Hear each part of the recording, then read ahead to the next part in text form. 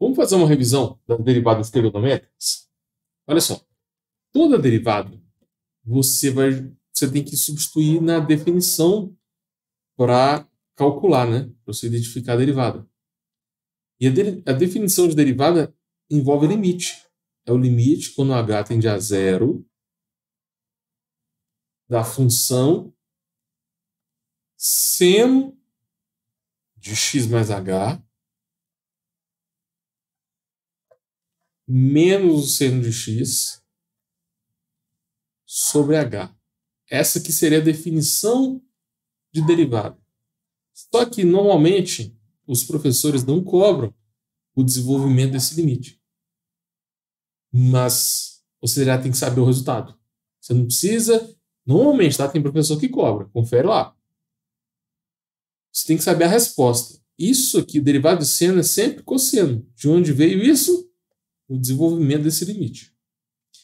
Então, anote no seu caderno. Derivada de seno é igual a cosseno. Você tem que saber isso aqui do mesmo jeito que 7 vezes 8, 56. Tem que ser rápido. Tá? É que nem a tabuada. Aí você vai usar isso aqui em limites, derivadas, integrais, séries. Você vai usar o tempo todo. Derivada de cosseno. É a mesma ideia. Você pode jogar aqui na definição e calcular esse limite, né? Só que onde tem seno, você vai pôr cosseno, só isso.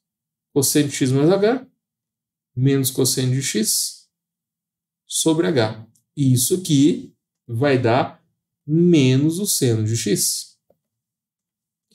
Se vocês quiserem que eu demonstre essas regras, ou seja, se vocês quiserem ver como que a gente sai do limite e chega nessa resposta, tem que saber algumas propriedades de trigonometria, né? Enfim, põe aqui nos comentários. Isso pode ser o tema da próxima live, tá bom?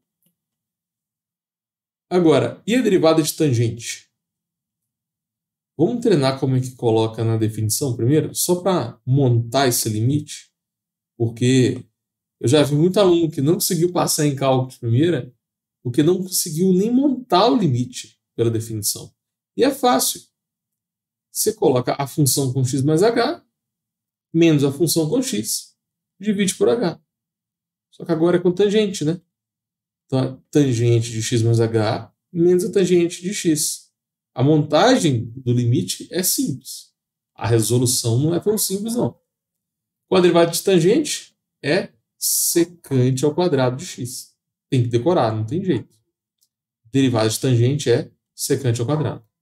E cotangente? Derivada de cotangente vai ser o limite quando x tende a zero da cotangente de x menos h menos a cotangente de x sobre h. Isso vai dar menos cossecante ao quadrado de x. Outra regra. E é muito usada no cálculo. Lá nas integrais você vai ter que saber essa matéria também. Gente, o cálculo é uma matéria cumulativa. Então, se você quer passar em cálculo de primeira, você tem que saber limites derivados para passar na matéria de integrais. É tudo acumulativo. Porque tem matéria, né, que o que cai na primeira parte do semestre não cai no segundo. Você estuda, por exemplo, tem matérias que você estuda limite, né, na primeira parte do semestre, depois vai para derivadas. Algumas faculdades já terminam aqui, só que tem algumas que ainda passam um pouco de integrais. Eu estou falando aqui, essas matérias, elas são dependentes uma da outra. Para você saber integrais, você tem que saber derivadas. E para entender derivadas, você tem que saber limite. Então, você tem que saber as regras de derivação na ponta da língua.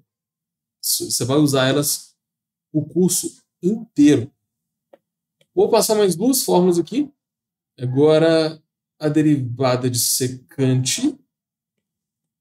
Você vai colocar secante de x mais h menos secante de x. E isso vai dar secante de x tangente de x. Se você integrar secante de x, você volta para secante, entendeu? Lá nas integrais, o procedimento contrário ele vai ser imediato. E, por último, integral de cossecante de x. Vai ficar cossecante de x mais h menos a cossecante de x sobre h. E a resposta vai ser menos cossecante cotangente. Tem que saber essas regras aqui também. Isso aqui, galera, é considerado básico. Eu só passo aqui mais uma vez e nas próximas aulas já assumo que você já sabe. Ainda mais se você chega lá no cálculo 2 sem saber essas regras de trigonometria, vai dar ruim. É por isso que os alunos não conseguem nem entender o que o professor fala. Se você chegar lá no cálculo 2 sem saber as regras de derivação, é suicídio. E isso aconteceu muito durante a pandemia. O pessoal passou em cálculo sem saber, passou no cálculo 1, no cálculo 2 sem saber a matéria e chegou no cálculo 3 presencial. Imagina, né? Foi uma loucura.